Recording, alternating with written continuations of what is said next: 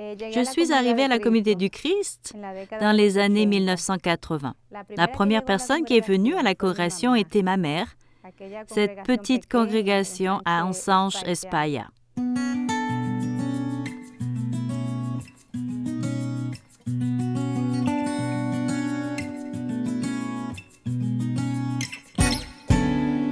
Puis, au bout de 6 mois, j'ai pris la décision de me faire baptiser. C'était quelque chose d'incroyable et de très beau.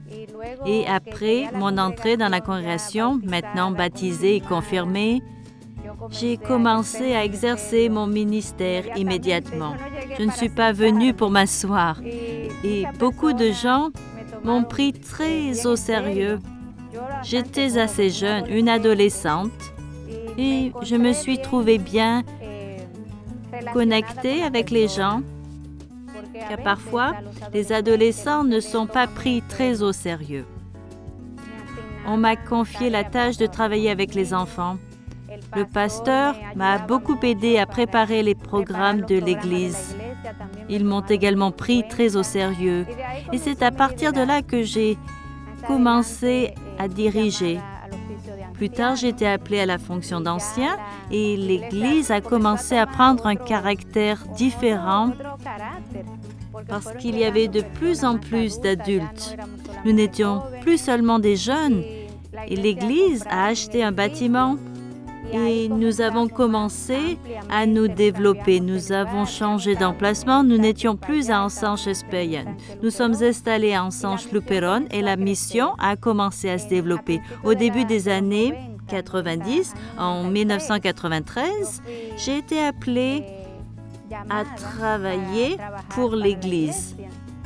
J'ai commencé à travailler comme coordinatrice missionnaire pour l'Église nationale. Et nous avons donc commencé à travailler dans plusieurs provinces.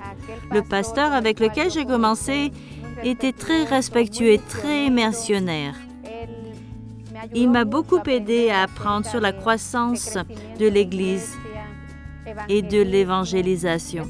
C'était un point fondamental pour moi.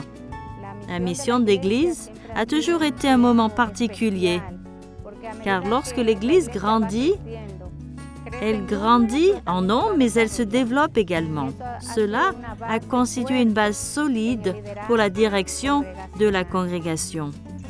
Pour moi, toutes les pratiques spirituelles sont importantes.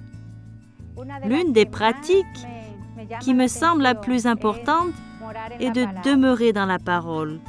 Lorsque je me concentre sur l'examen des Écritures, je cherche un espace où je me sens calme, à l'aise.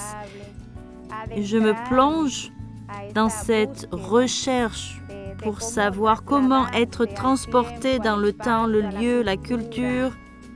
Je cherche le sacré qui nous émeut, qui nous motive, qui nous conduit à cette réunion personnelle avec le Créateur. Il est très, très, très important pour nous en tant que disciples de nous embarquer dans cette recherche très spéciale parce qu'elle nous forme, nous aide à grandir et à nous développer et nous donne aussi une autre perspective des circonstances de la vie.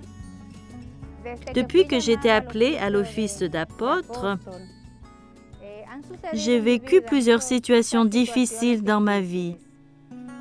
De nombreuses situations difficiles que l'on ne choisit pas toujours, mais qui arrivent. Et ce chemin étroit que l'on n'a pas choisi, mais qui vient, forge notre caractère et nous aide à grandir, à mûrir et à voir comment nous pouvons faire face à l'avenir lorsque ces moments difficiles arrivent. D'abord, nous les affrontons et ensuite, nous voyons comment nous pouvons agir dans ces moments difficiles pour aider les autres à résoudre ces situations. Il faut donc avoir du courage.